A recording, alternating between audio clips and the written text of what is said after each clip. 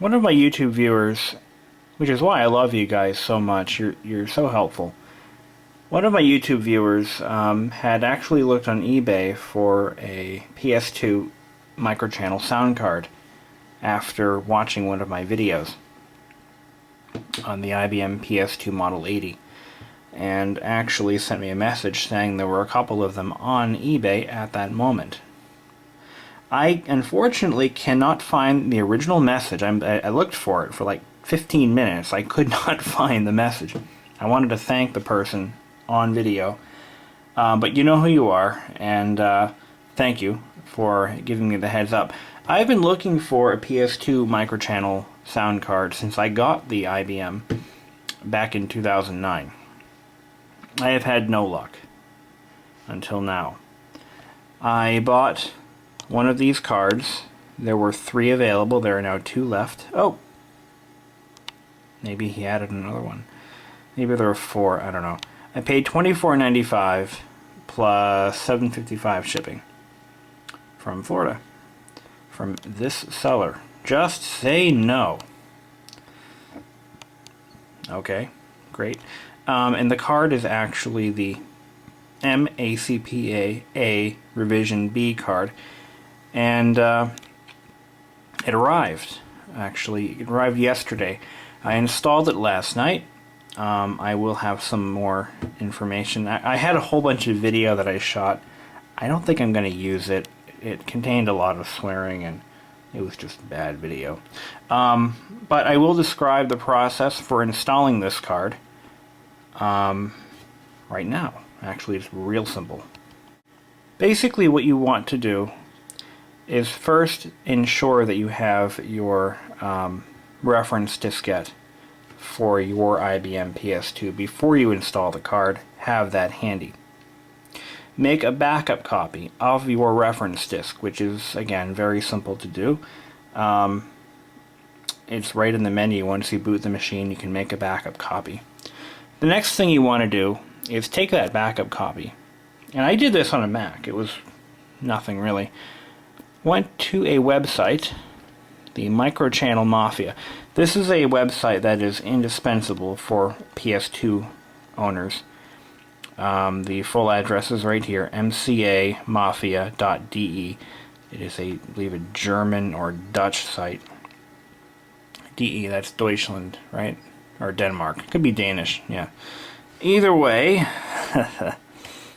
here's the instruction list for installing the card in Windows 95. Now, I'm not running Windows 95, I'm running 3.1. The card was designed to run under Windows 3.1 and nothing else. I don't even think it runs an OS2 Warp, or any OS2 version.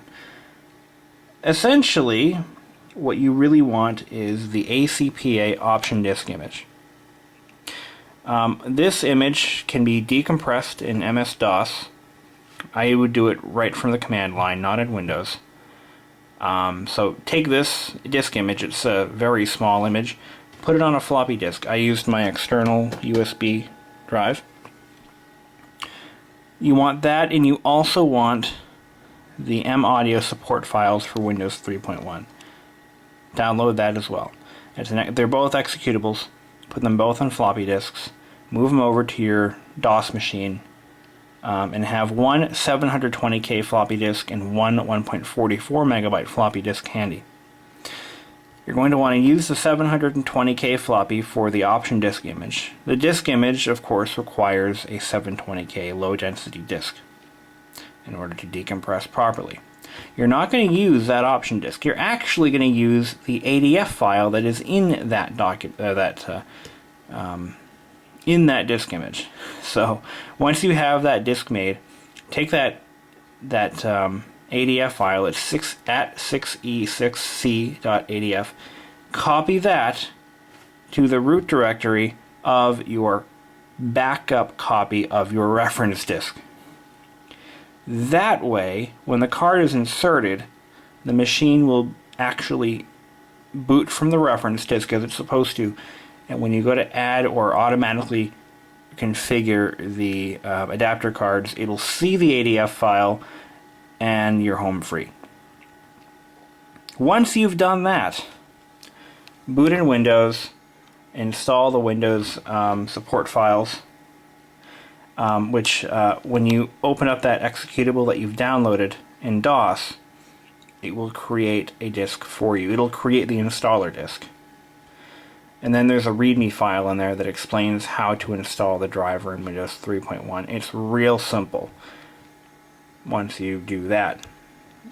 Okay, now that I've described the install process, at the end of this video I'm going to show you what all the trials and tribulations that I went through while installing the card. And you'll get to see all the mistakes I made and how I learned from my own mistakes. Yes, folks, I screw up a lot. That's what makes me stronger and smarter. So let's go ahead and look at how the card works now that it's installed, and we're going to do that right now. Fishies. Look at all the colors, so the fishy. Oh wait, yeah, that's not what we're here for. Okay, we're going to open up Maxis SimCity Classic for Windows. Sorry for the screen rolls, that's just life when you're doing it the hard way. I had to create my own MIDI maps to get the MIDI support to work, and the results were kind of odd. This card does support MIDI, but not in a way that the Sound Blaster does. It doesn't sound right. The instruments sound different, and you'll see what I mean. So let's go ahead and launch it.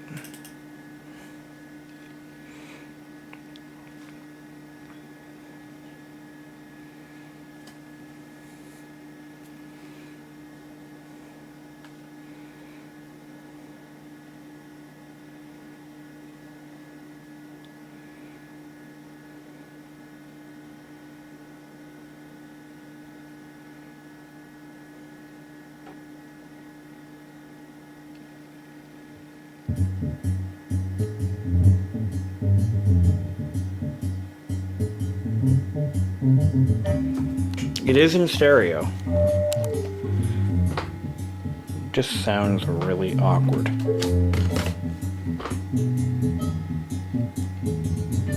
And yes, to prove to you that this really is a PS2, and yes, I'm not bullshitting you guys, I really did install the sound card in this.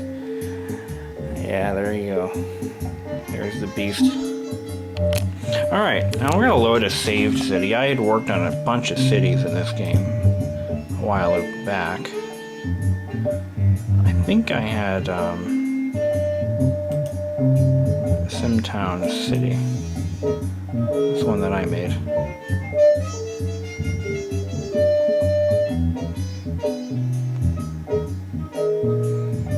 It is important to note this game is not compatible, or I'm sorry, this card is not compatible with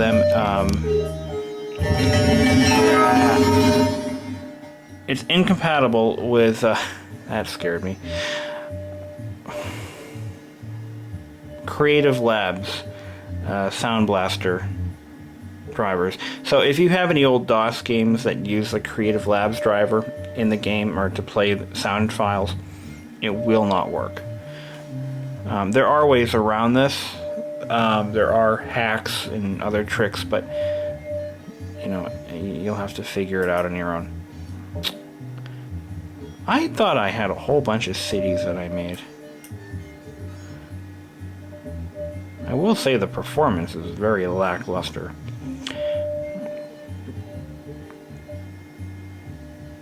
Alright. Let's turn the music off. There we go. I want to see how the sound effects work. So I'm going to zoom in on this city that I've just opened. Looking for the zoomy zoom zoom button. I don't... Oh wait, that's just an overall view. I'm going to ambiguate the window. The window is now ambiguated. Oh my god, did you hear that? That was the... So there are sound effects. Let's see what the bulldozer sounds like.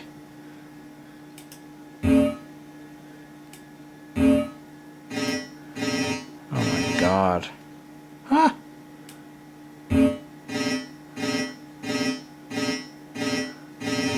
It's really weird.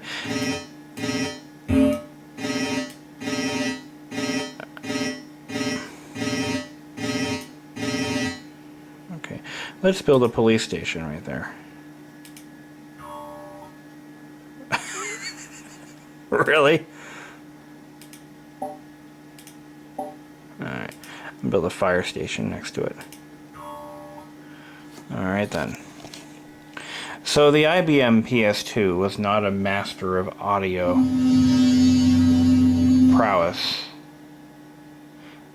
Wow, that just sounded funky. Let's see what a railroad sounds like. I think there were different sounds in SimCity 2000. No, nothing cool like that.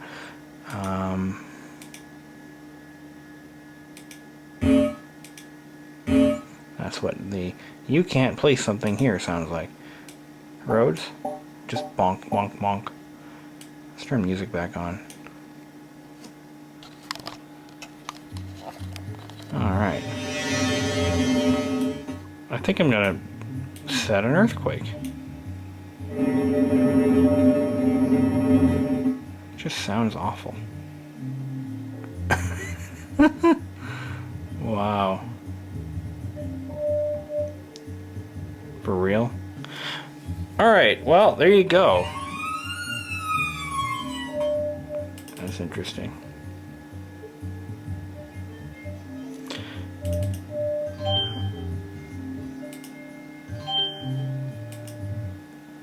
So there you have it. The PS2 sound card. This is, for the record, for those of you who don't know about this machine, this PC was purchased, and I've said this many times, but it is actually a brand new IBM PS2 that was purchased and stored in a warehouse for about 20 years. I bought it in 2009, so it was actually in a warehouse for 19 years. So I bought it in 2009. I paid $50 for this thing. That's how much it's appreciated. And I have only used it for YouTube video demonstrations. That's about it. So it's got some seriously low hours on it. And I do have all the original manuals, paperwork, invoice. I actually have the original invoice. I have 2 copies of the owner's manual. And that includes the keyboard, mouse, and monitor as well. How do you like that? So let's go ahead and look at all the hell I went through to get this to work. It's quite entertaining, and I think you'll like it. Behold. I have been looking for one of these for ages. Well, ever since I got the PS2 Model 80 in 2009. This is an IBM sound card. This is there's actually a name for this. It is the M-ACPA. I believe that's Microchannel audio capture something.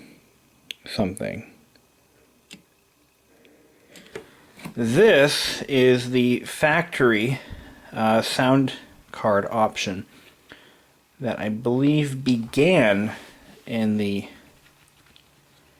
probably the model after the Model 80. I'm not really sure exactly what model they started using these in. But here it is. This came out of one of the multimedia edition PS2s. I forget what model these things originally shipped in. There were 3 versions, the revision A, B, and C. This is a revision B. The A was a little bit longer, possibly much longer. And this probably dates back to like 92, maybe 93. This audio board is compatible with Windows 3.1, but not Windows 95, so I'm told. But we're going to pop it in here and see if we can't make some sounds. This thing has been mute since the day it was built in 1989, and we're going to change that for the first time ever. It has never had a sound card installed. and partly because they weren't that popular. The sound card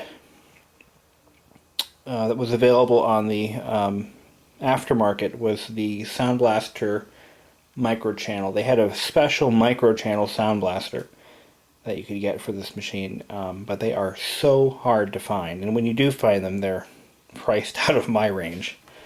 I paid a whopping $40 including shipping for this one. I knew it was a gamble, partly because trying to find drivers to work for this and the configuration for Microchannel is really finicky. You'll see what I mean. Let's try to put it in and fire this beast up. So the first thing we need to do is locate our keys and unlock the side panel, and then using a flat blade screwdriver pop these over, trying not to scratch the case while holding the camera with the other hand. Don't let the screwdriver slip like I just did. I don't think I scratched it, but no, I think I'm okay. Alright, so take the side cover off. Note the massive air ducts and foam insulation, which I've already replaced all of that. The original insulation has rotted away. Okay, now we're looking inside the heart of the beast. We have to find a slot that this will fit in. That one looks good enough to me. And there should be a thumb screw that corresponds to that slot that has been tightened beyond thumb screw tension. Now, I was able to source all of my information from the MCA Mafia, Microchannel Mafia. Luckily, their site was still around, and I was able to download the drivers for Windows 3.1, which I've already installed, by the way. Now, what I found is that after I installed the drivers, the machine became inoperable. It's trying to load the driver for a device that doesn't exist, and I forgot that Windows 3.1 is that stupid. It'll just sit there and hang.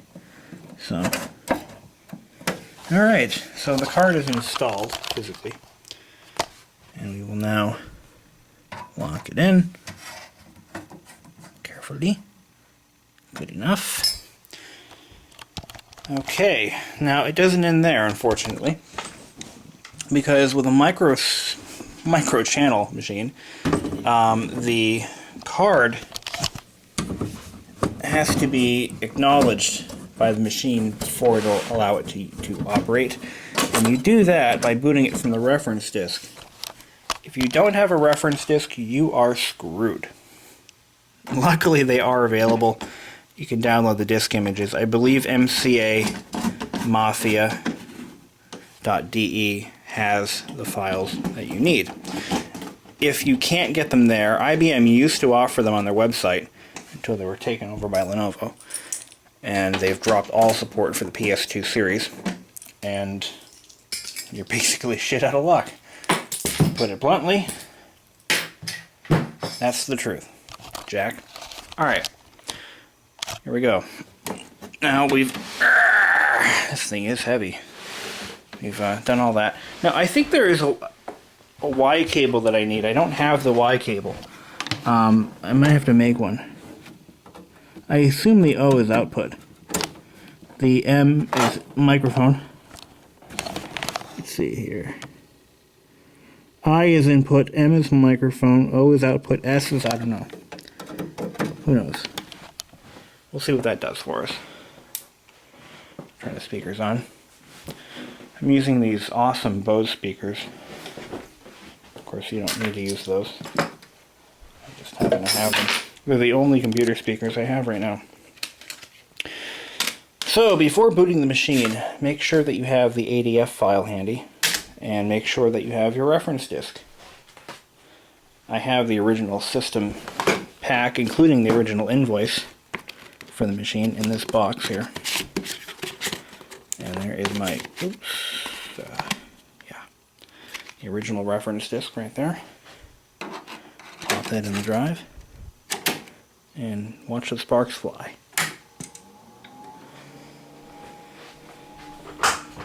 So what's going to happen now is it's going to cry at me, telling me that it has a device it doesn't recognize.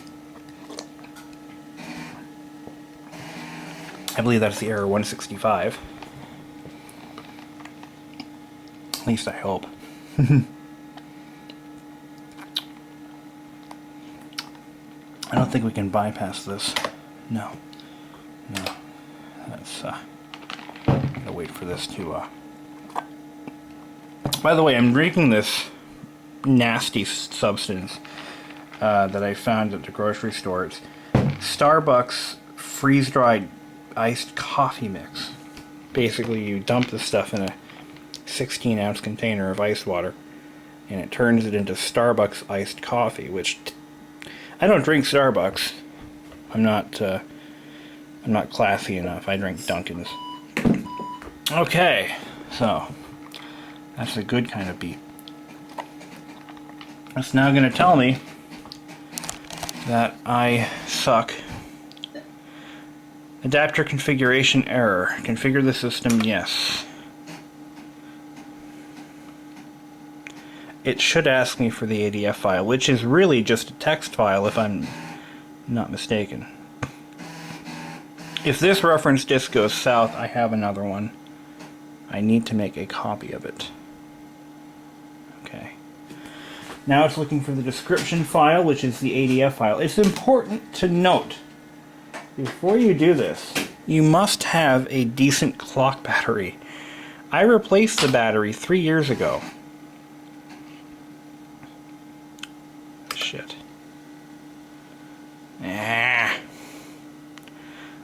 Alright, I have to figure something out. I need it doesn't like that ADF file that I have on there. So I've got to figure out what to do next. Okay, so I have found a proper disk image of the reference disk, thanks to IBM, and we're going to see what happens. So we're going to let the auto configuration run. I had to take the card out. The machine would not boot with the card installed until this was all run. So, you know, it's a good example of why closed architecture didn't fly for IBM. You know, this is the kind of crap that put them behind the curve. I mean, Microchannel was great for a lot of reasons, but it doesn't like it. It still doesn't like it. Ah, shit. Yeah, I don't think I'm going to have any luck. It doesn't like the reference disk.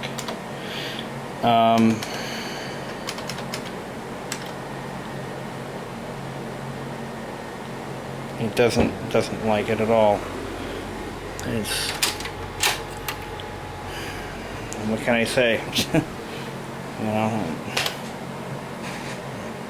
it does not like it.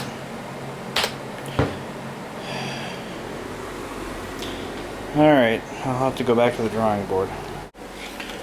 So what I've done is I've made a backup copy of my reference diskette, and I'm going to copy the ADF file into the new reference diskette. So this is the ADF file from the sound card reference disk. I'm hoping that maybe it'll see it, and all will be, you know, well and good. Never ever make changes to the original reference disk. That could be horrible if it goes wrong. So if you're going to make any changes to your reference disk, there's a built-in backup utility once the machine is booted from the reference disk, and you can just create a second copy of that disc. I did verify that I do in fact have two original Model 7080 reference discs, so that's a good thing. Alright, now we've got the file on there. We're going to mosey over to the beast of burden. We're going to attempt to, yeah. Okay, here we go. Oops. If this doesn't work, I'm probably not going to get this to work ever. And I've thrown $35 out the window. So, crossing my fingers. We have the ADF file on the disk. That's all it needs. And it needs to be able to read it.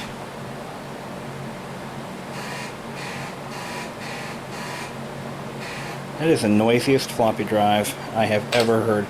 It says it worked. And now we should have a...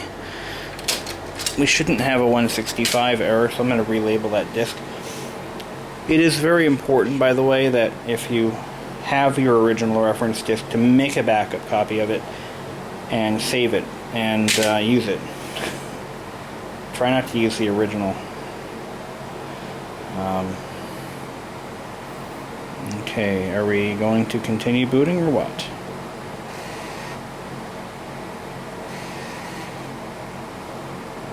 It did not initialize the additional memory expansion. Oh, there it goes. I didn't get the error either, so that's a good sign. So the next step will be to see if we get sound through Windows. Well, folks, I am sad to say that I did not get the first sound this machine has made in 23 years on camera. But as soon as Windows started, I heard the distinctive ta-da sound, which indicates a functioning graphics audio card. So, folks, I am pleased as punch this worked. I didn't think it would. I really didn't think it would. Because, first of all, I'm dealing with software that has been abandoned by IBM for over 20 years. And a card that I honestly didn't expect to work. But, you know, I can't express how happy I am enough. But here we go. We're going to get this thing cranking. Okay. Alright, well that didn't sound very nice. But it worked. Ta-da worked. So, I think there's something... Yeah, there's something with this card that makes it sound funny. It could be a lack of... You know what? I heard something about that loopback thing. I think you needed some kind of special cable to make it work right. Let's try playing some MIDI files. I don't think it supports wavetable MIDI, but we're going to try it anyway. The old canyon.mid file.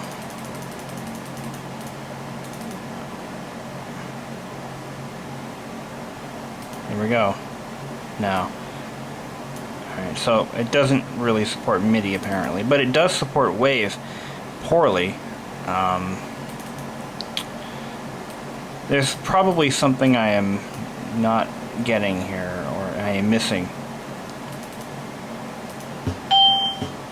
And it plays the ding file just fine. Alright, it played chimes that time.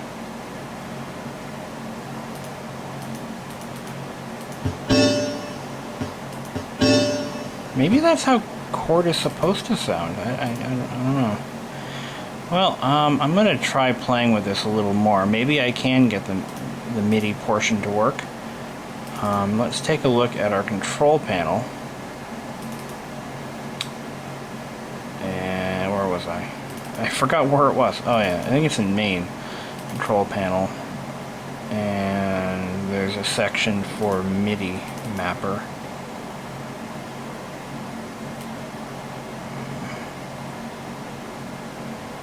General, let's try general MIDI. Okay. No. Alright, where was it? Adlib general? Screw it. Drivers.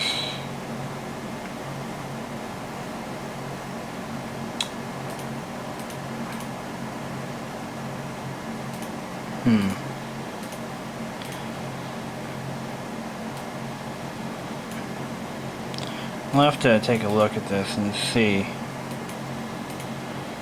what we can do here to make that work. But anyway, well, that's still progress. I mean, we have audio. It's not very good audio, but we've got it. I gotta read more on this card and see what the hell is going on with that weird sound effect thingy. Anyway, I gotta do some homework, but there you go. Audio on the IBM PS2 with a microchannel audio card, and it freaking works to an extent. Alright, well, hey, thumbs up. Awesome. Well, the saga continues, but this is good. This is a step in the right direction, I think. I got MIDI working just by fooling around. I went into the MIDI mapper tool and I made my very own, oh, whoops, wrong one. I made my very own MIDI map called IBM and the results are somewhat odd. Well, here's what it sounds like. You be the judge. But it sounds odd.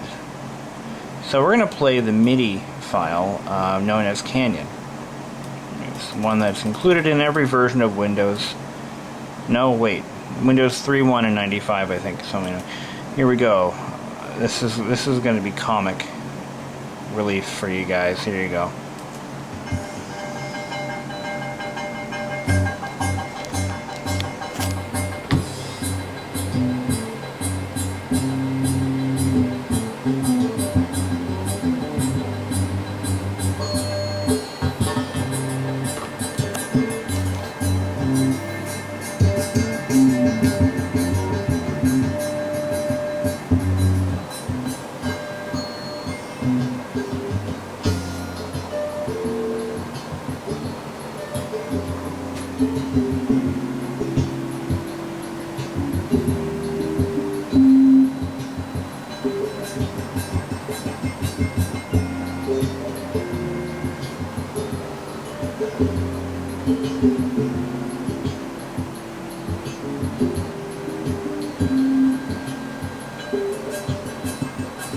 Okay, that's enough.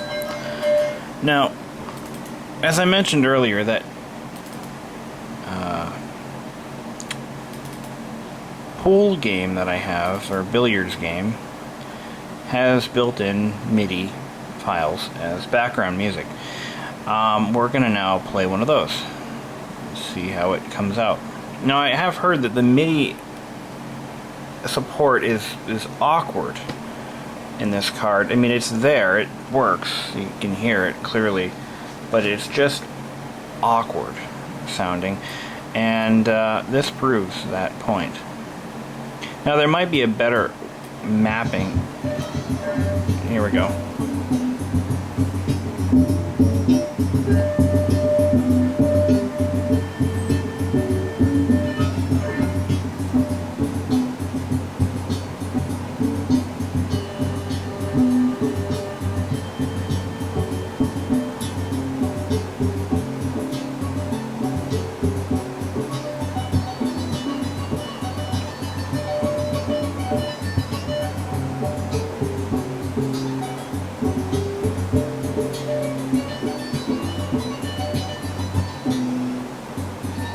It restarts because it's a very short file. Anyway, so there you go. We have MIDI support, And that concludes this video, and I'm going to bed. It is late. So have a good night, guys, and keep on trucking.